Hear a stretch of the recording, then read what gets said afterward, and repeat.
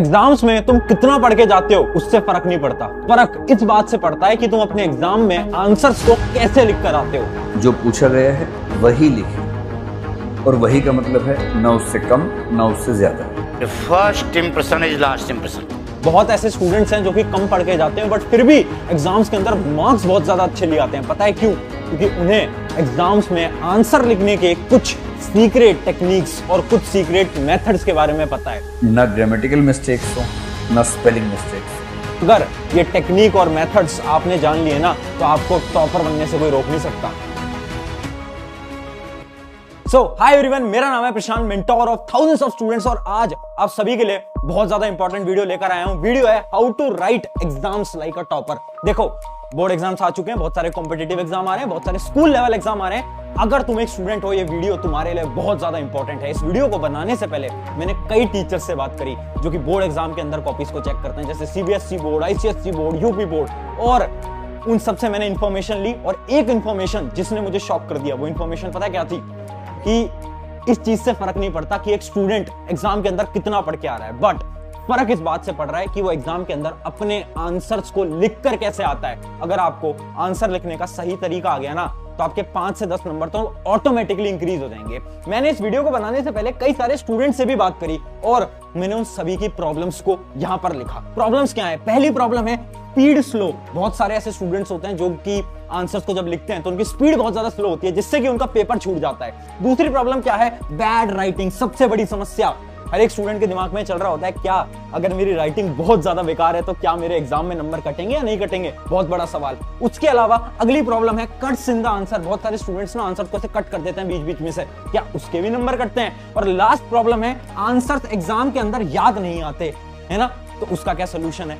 अगर आप भी ये सारी प्रॉब्लम्स को फेस करते हो तो अभी वीडियो को पॉज करके पहले यस लिख देना। अगर फेस नहीं करते, वीडियो को पॉज करके नो लिख देना, ठीक है? अब ये सारी की सारी प्रॉब्लम्स मैंने एक एक करके आपके जो बोर्ड एग्जाम में टीचर्स चेक करते हैं ना कॉपी, उन सबसे पूछी।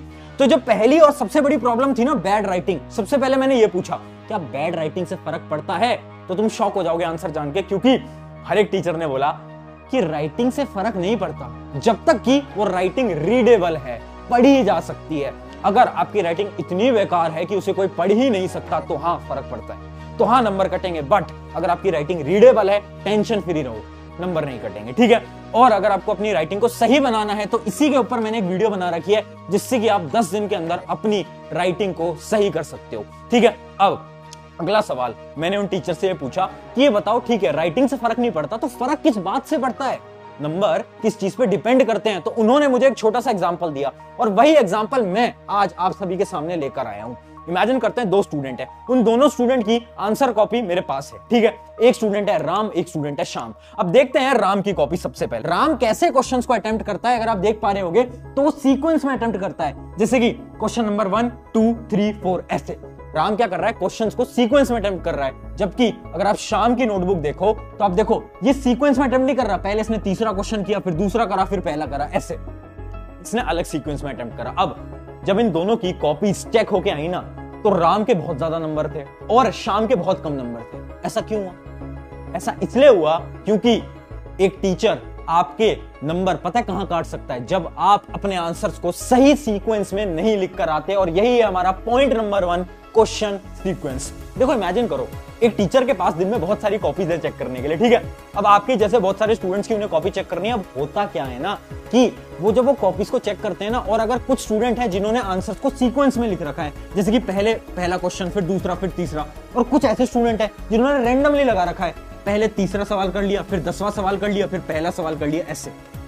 तो होता क्या है ना, एक टीचर जब ऐसे कॉपीज को चेक करते हैं ना तो परेशान हो जाते हैं, उन्हें बड़ी प्रॉब्लम आती है। और जब उन्हें प्रॉब्लम आती है तो उनको बहुत ज्यादा इरिटेशन होती है और इस जगह पर आपके नंबर बिल्कुल कट सकते हैं, बिल्कुल कट सकते हैं, जबकि इस जगह में आपके नंबर नहीं कटने वाले। अब कुछ स्टूडेंट्स यहाँ पर सवाल पूछेंगे, इमेजिन करो अगर मुझे पहला सवाल आता था बट मुझे दूसरा सवाल नहीं आता था, तीसरा सवाल नहीं आता था, अब मैं क्या करूं?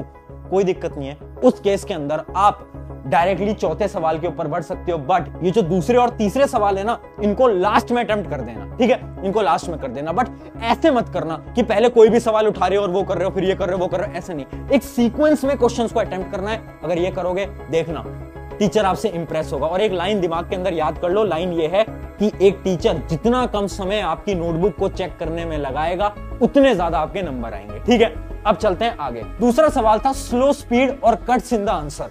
बहुत बार होता है ना कि आंसर ही हमारे छूट जाते हैं क्योंकि हमारी राइटिंग स्पीड बहुत स्लो है ना।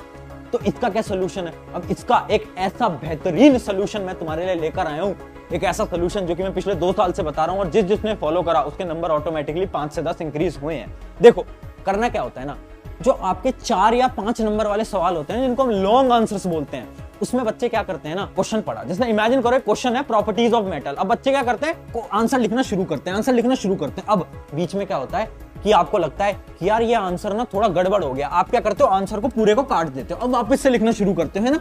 ऐसे करते हो ना, कितने स्टूडेंट्स ऐसा करते हो ना। इससे क्या होता है, टाइम वेस्ट होता है, जिस वजह से आपका पेपर छूट जाता है। अब सोल्यूशन क्या है? देखो आपने देखा होगा आपकी जो आंसर शीट होती है उसकी जो लास्ट का पेज होता है वो रफ पेपर होता है। ठीक है, अगर आपको रफ पेज नहीं मिलता तो आप लिख सकते हो लास्ट पेज के ऊपर हेडिंग डालो रफ और उसके ऊपर आप कुछ भी लिखो, टीचर को फर्क नहीं पड़ता। ठीक है, अब सुनो करना क्या है आपको, जैसे ही एक लॉन्ग आंसर आता है, जैसे कि इमेजिन करो एक सवाल आया प्रॉपर्टीज ऑफ मेटल बताओ, 5 नंबर का सवाल आया। अब आपको क्या करना है, लास्ट में जाना है नोटबुक के रफ साइड में और आपको क्या करना है, वो जो 5 पॉइंट आप सोच रहे हो ना उनको शॉर्ट में लिख लो। जैसे कि पहला पॉइंट है कि मेटल्स आर हार्ड, तो बस यहाँ पर हार्ड लिख लिया पहला पॉइंट, दूसरा पॉइंट लिख लिया, तीसरा पॉइंट लिख लिया, ऐसे लिख लो लास्ट पेज के ऊपर जल्दी। सिर्फ 3 से 4 मिनट लगेंगे। अब इससे क्या हुआ, अब आपको पता है कि आपको आंसर कैसे लिखना है।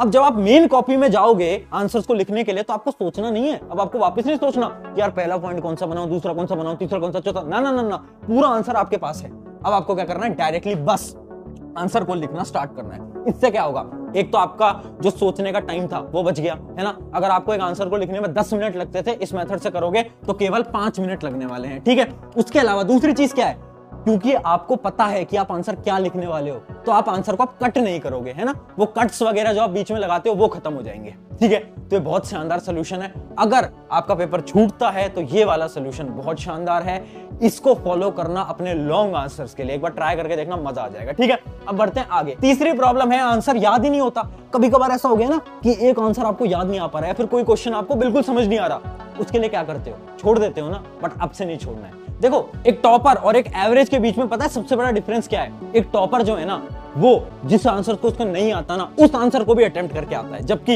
एक एवरेज बच्चा आंसर को छोड़ के आता है। अब आपको क्या करना है, आंसर्स को छोड़ के नहीं आ रहा है, इमेजिन करो कोई आंसर जो आपको नहीं आता, देखो उसको कैसे अटेम्प्ट करना है। पहला स्टेप है रिकॉल दी चैप्टर। जैसे एक सवाल आए सबसे पहले सोचना कौन से चैप्टर का है यार, अच्छा ये तो उस चैप्टर का है, मेटल एंड नॉन मेटल का है। उसके बाद क्या करना है, आपको टॉपिक को रिकॉल करना है, अच्छा ये उस टॉपिक का है। अब उस टॉपिक की जो भी इंफॉर्मेशन आपको याद है ना उसको लिखकर आ जाओ पैराग्राफ की फॉर्म में। किसकी फॉर्म में, पैराग्राफ की फॉर्म में। अब पता है टेक्निक मैंने क्यों बता रहा हूं आपको, क्योंकि बहुत सारे मैंने टीचर से बात करी और रियलिटी है ना, जब आप पैराग्राफ के अंदर आंसर लिख के आते हैं ना तो टीचर्स इतने बड़े पैराग्राफ को नहीं पढ़ते। ऑनेस्टली बता रहा हूं, 99% केस के अंदर तो यही होता है, बड़े बड़े पैराग्राफ्स को नहीं पढ़ा जाता। ठीक है, अब उससे क्या होगा, अगर आपका आंसर थोड़ा बहुत गलत भी होगा ना तो पैराग्राफ की वजह से वो आंसर छुप जाएगा, और अगर 5 नंबर का सवाल है ना तो 2 नंबर तो आपको मिल ही जाएंगे। बट जबकि अगर आप पॉइंट्स में आंसर को लिखकर आते, जो आंसर आपको नहीं आता, तो उसमें क्या होगा, टीचर पकड़ लेगा कि अच्छा इसको तो आंसर नहीं आता और वो आपका पूरा कट कर देगा। तो आपको क्या करना है, जब भी आपको कोई आंसर नहीं आ रहा है बिल्कुल, तो आपको क्या करना है, पैराग्राफ फॉर्मेट में लिखना है। कैसे लिखना है, इस सीक्वेंस से लिखना है। 4th strategy, underline keyword. ध्यान से सुनना। देखो होता क्या है ना कि जब हम एक आंसर को लिखते हैं ना, अगर हम उस आंसर को बहुत ज्यादा सुंदर बनाएंगे ना, जैसे आपने एक लाइन सुनी होगी, जो दिखता है वो बिकता है। किसने लाइन सुनी है, जो दिखता है वो बिकता है। उसी प्रकार से अगर आप अपने आंसर को थोड़ा सुंदर बनाओगे ना तो नंबर मिलते हैं। अब यहाँ पर मैं ये बात नहीं कर रहा कि एक रेड पेन ले लिया, ब्लू पेन ले लिया, पिंक पेन ले लिया, वो सब नहीं करना। देखो मैं क्या कर रहा हूँ, जैसे कि इमेजिन करो ये आंसर है यूजेस ऑफ नॉन मेटल। देखो मैं क्या करूंगा, मैं यहाँ पर कीवर्ड्स को मार्क कर लूंगा। जैसा पहला पॉइंट क्या है, hydrogen is used in hydrogenation of vegetable oil. मैं क्या करूंगा, मैं इंपॉर्टेंट कीवर्ड को मार्क कर लूंगा, जैसे कि हाइड्रोजिनेशन ऑफ वेजिटेबल ऑयल, यह है इंपॉर्टेंट कीवर्ड। सिमिलरली दूसरे पॉइंट को पढ़ो, क्या है दूसरा point, hydrogen is used in manufacture of ammonia, manufacture of ammonia. ऐसे इंपॉर्टेंट वर्ड्स को हर पॉइंट में से मार्क कर लो। इससे क्या हो रहा है, देखो जब एक एग्जामिनर आपकी कॉपी को चेक करते हैं तो वो क्या करेंगे, वो डायरेक्टली अंडरलाइन वर्ड्स को देखेंगे। अब आपका वो आंसर पूरा नहीं पढ़ेंगे, वो देखेंगे अच्छा ये वाला वर्ड लिखा हुआ है, ठीक है, ये लिखा हुआ है, ठीक है, ये लिखा हुआ है, ठीक है, ये लिखा हुआ है, ठीक है, और पूरे के पूरे 5 नंबर दिए, आगे बढ़ गए। एक लाइन मैंने शुरू में बोली थी, एक एग्जामिनर जितना कम समय आपकी नोटबुक में लगाएगा उतने ज्यादा आपके नंबर आएंगे, है ना। अब समझ पा रहे हो मैंने ये लाइन क्यों बोली थी, इस वजह से। ये करने कब है? ये तब करना जब आपका पेपर खत्म हो जाए, उसके बाद इंपॉर्टेंट वर्ड्स को मार्क कर लेना पेंसिल की मदद से, बस। ठीक है, ये थी हमारी फोर्थ स्ट्रैटेजी। अब बढ़ते हैं आखिरी स्ट्रैटेजी की तरफ, जो कि है पेपर प्रेजेंटेशन टिप। अब अगले 4 से 5 मिनट के अंदर मैं आपको पूरी पेपर प्रेजेंटेशन टिप समझाने वाला हूं, ध्यान से सुनना। अगर ऐसे अटेम्प्ट करोगे अपने पेपर्स को तो मजा आ जाएगा। पहली टिप क्या है? Don't use short forms. पहली चीज देखो, इंस्टाग्राम की तुम दुनिया में जी रहे हो, बिकॉज को भी तुम BCZ लिखते हो, है ना। हमने बहुत सारी छोटी फॉर्म्स बना रखी है, शॉर्ट फॉर्म्स बना रखी है ना। हम दोस्तों को बुलाते हैं, गुड नाइट को हम GN लिखते हैं, है ना, गुड मॉर्निंग को GM लिखते हैं। तो वो शॉर्ट फॉर्म्स को नहीं लिख के आना, है ना, गलती से भी मत लिख के आना। अगर लिख दिया ना, हो गया बस तुम्हारा एग्जाम। अगला देखते हैं कटिंग। अगर इमेजिन करो, जैसे कि मैं यहाँ पर एक आंसर शीट भी आपको दिखाता हूँ, ये आंसर शीट आप देखो तो हो क्या रहा है ना, इस स्टूडेंट ने भी कटिंग करी हुई है, बट इसने कटिंग कैसे करी? देखो यहाँ पर देखो, एक स्मॉल कट लगा दिया, एक स्मॉल कट लगा दिया। ऐसे नहीं काटते, तुम कैसे काटते हो? तुम काटते हो ऐसे ऐसे ऐसे ऐसे, ऐसे नहीं काटना होता। एक स्मॉल कट लगा दो पेंसिल से, बस। उससे क्या होता है? आपका आंसर नीट एंड क्लीन दिखता है। मैंने बोल रहा हूं, जो दिखता है वो बिकता है, ठीक है, याद रखेंगे। अगली हमारी स्ट्रैटेजी है क्या? Numerical strategy. ये हमारी जो पेपर प्रेजेंटेशन टिप्स है ना, उसी का एक पार्ट है न्यूमेरिकल स्ट्रैटेजी। अब देखो, बहुत बार क्या होता है, आप न्यूमेरिकल्स को अटेम्प्ट करते हो, उसमें 2 चीजों को आपको याद रखना है। पहली चीज है यूनिट्स और दूसरा है फाइनल आंसर को बॉक्स में लिखना है। समझाता हूं एक एग्जांपल के साथ। देखो, ये एक आंसर शीट की कॉपी है। अब देखना, इस आंसर शीट के अंदर बड़े ध्यान से देखना बेटा, यहां पर क्या करा है कि जो फाइनल आंसर है, देखो इसको कैसे बॉक्स के अंदर रखा है। अब इससे क्या होगा, जब एक टीचर आपकी कॉपी को चेक करेगा और वो देखेगा अच्छा बॉक्स के अंदर, अच्छा आंसर सही है, ठीक है, टिक करा, 2 नंबर दिए, आगे बढ़ गए। वो पूरी आपकी कैलकुलेशन देखने भी नहीं वाले, ठीक है। तो अगर आप फाइनल आंसर को ऐसे बॉक्स में रखते हो ना, तो टीचर डायरेक्टली आंसर देखेगा, आगे बढ़ जाएगा, नंबर नहीं कटते, ठीक है। उसके बाद देखो दूसरी चीज क्या है, यहां पर आप देख रहे होगे 6 एम्पियर लिखा है। एम्पियर क्या है? Unit, unit. जैसे कि अगर आपको कोई आंसर है 10, तो उसको पूरा लिखना 10 मीटर, 10 सेंटीमीटर।